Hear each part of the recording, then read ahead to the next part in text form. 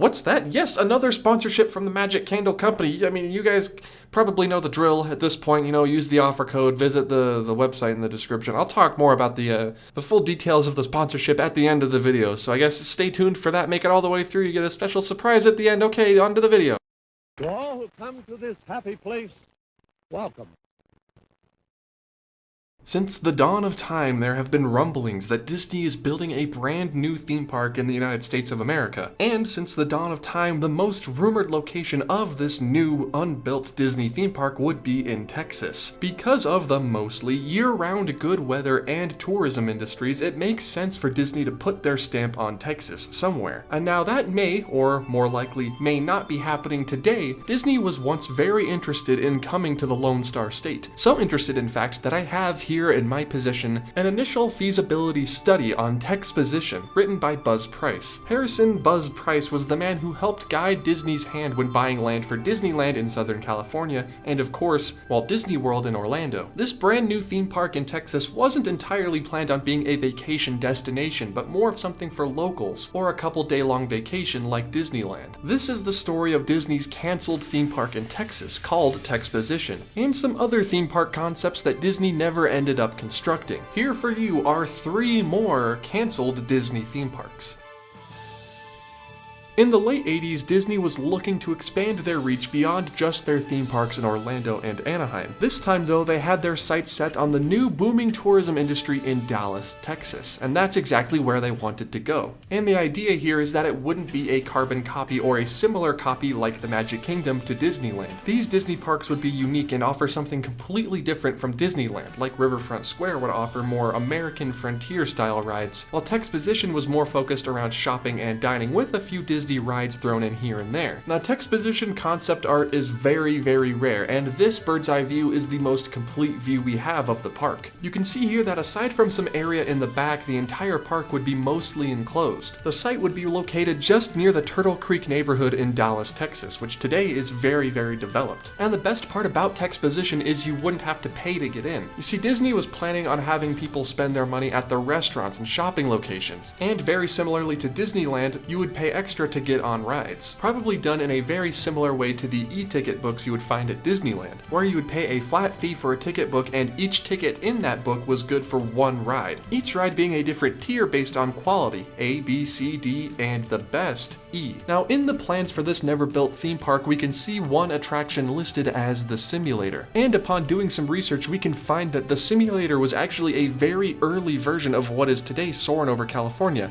or Soarin' Over the World, or Soarin' Fantastic Flight, or Flight of Passage. Point is, it would have been very similar to what we have today in Disneyland and Walt Disney World as Star Tours. But instead of taking us to a galaxy far, far away, it would fly us around our own planet, where we could see different sights and sounds, maybe of Texas, maybe of the entire world. But the idea for this attraction that was unique to this attraction alone is that they could swap out the theme and the movie playing that you were being simulated inside. Because like I said, remember, this place was made for the locals in Dallas, Texas, or people from the surrounding areas. So if Disney felt like they wanted to swap out Soarin' Over Texas for Star Tours, they were able to. Keep in mind though that this wasn't something Disney was posing as a replacement for Disneyland or Walt Disney World. It wouldn't have been Disney performers and attractions everywhere. It would have been more in line with what we see today at Disney Springs. Now imagine Disney Springs with a few attractions sprinkled in here and there, and you essentially have what was Texposition. The reason for its cancellation honestly came down to dollars and cents. And of course, Euro Disneyland would open less than 6 years later, and we all know how that turned out. So the simulator idea was shelved until it was revived in 1996 as Ultra Flight, and then eventually, of course, in Disney's California Adventure as Soarin' Over California. So whenever they bring Soarin' Over California back to California Adventure for a limited time, because they've done that twice now, it stands as sort of the only surviving remnant of Disney's Texposition. But what if you didn't live anywhere near Dallas, Texas, and you wanted to visit a Disney theme park that wasn't Walt Disney World or Disneyland? Well, if you lived anywhere else in the United States, you were out of luck. But on the bright side, if you lived in a major coastal town anywhere else in the world, this next park would be for you.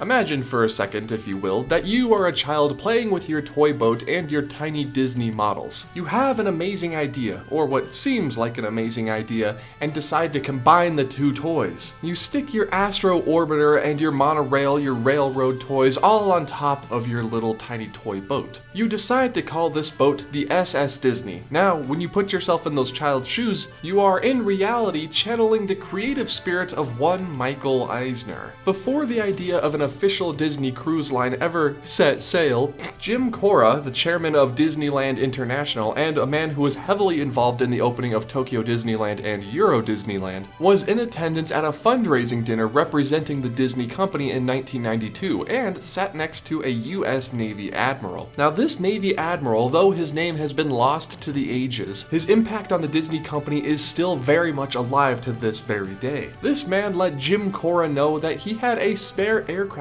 carrier that Disney was more than welcome to build a theme park on. Just, one of those average everyday conversations you have at charity dinners, I guess. What was supposed to be an offhand Disneyland comment, Jim Cora began taking seriously, and eventually the project was brought to the drawing table at Imagineering. The aircraft carrier would be renamed to the SS Disney and essentially would become a traveling Disney park that would visit port cities all over the world. And the idea here was to bring the quintessential experience of visiting Disneyland for a day to people who didn't have that opportunity. If your country or state was landlocked though, sucks to suck. We just have to keep waiting for Disney to build another resort.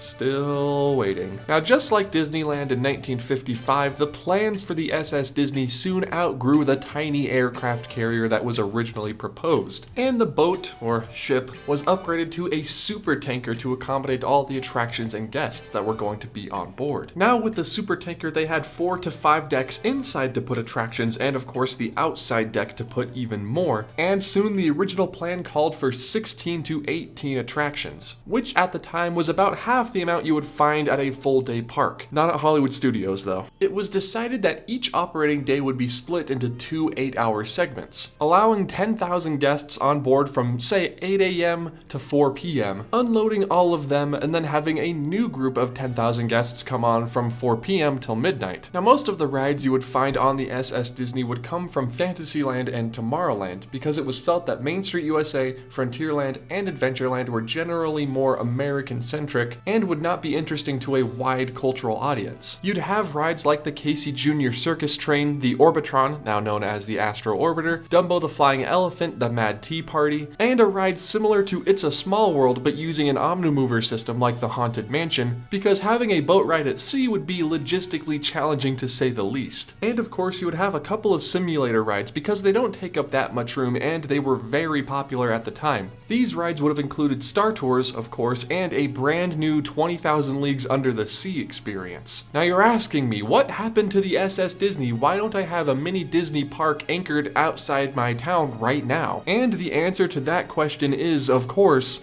Euro Disneyland. See, Michael Eisner was planning on Euro Disneyland being such a success that they used the profits from that new theme park to fund the rest of the Disney Decade Plan. A plan that entailed 10 years of sprucing up the Disney company with additions to the theme parks, the movie division, even expanding out to live entertainment like Disney on Ice or Club Disney, Disney's sort of Chuck E. Cheese clone. And, spoiler alert, Euro Disney did not do very well and wouldn't start turning a profit until 1995, 3 years after it opened.